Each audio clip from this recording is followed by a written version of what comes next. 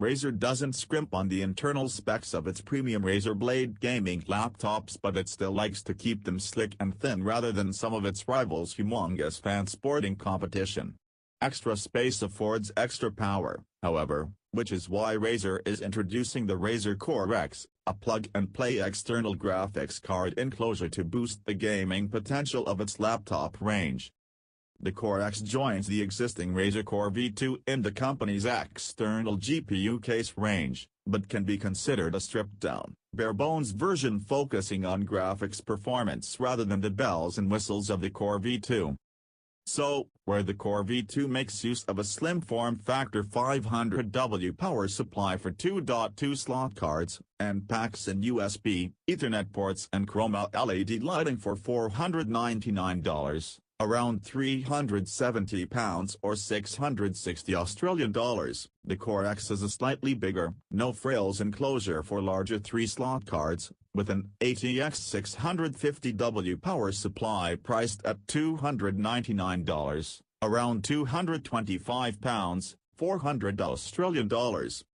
The idea is that the added horsepower the Core X with dedicated full-sized GPU can bring removes the need for a full-sized gaming desktop-compatible computer manages as both, letting you have portable practicality and gaming grunt when you return home.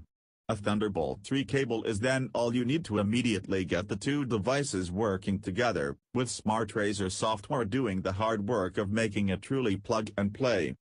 A relatively wide array of cards are compatible with the Core X2, from an NVIDIA GeForce GTX 750 up to a GTX Titan X, to an NVIDIA Quadro GP100 up to a Quadro P4000, and from an AMD Radeon R9 285 to a Vega RX 64.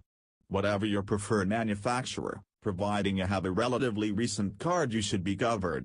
Note of course that the GPU itself will have to be sourced separately.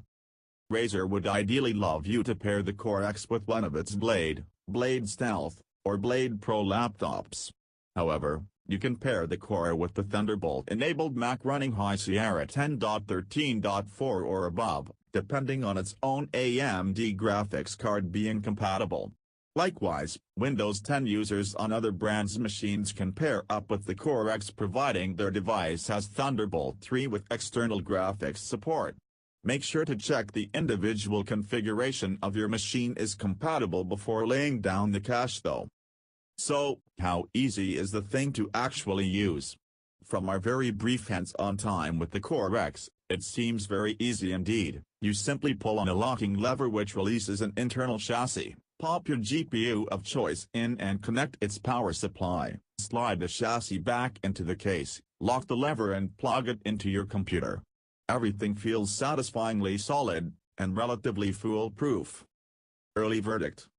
At this stage, we've yet to see the Razer Core X hooked up to a gaming laptop to judge its performance, and just how seamless the system works in reality. But at a concept level, and given the known performance of earlier Core models, this looks like a relatively cost-effective way to get some extra grunt into your lower-powered laptops.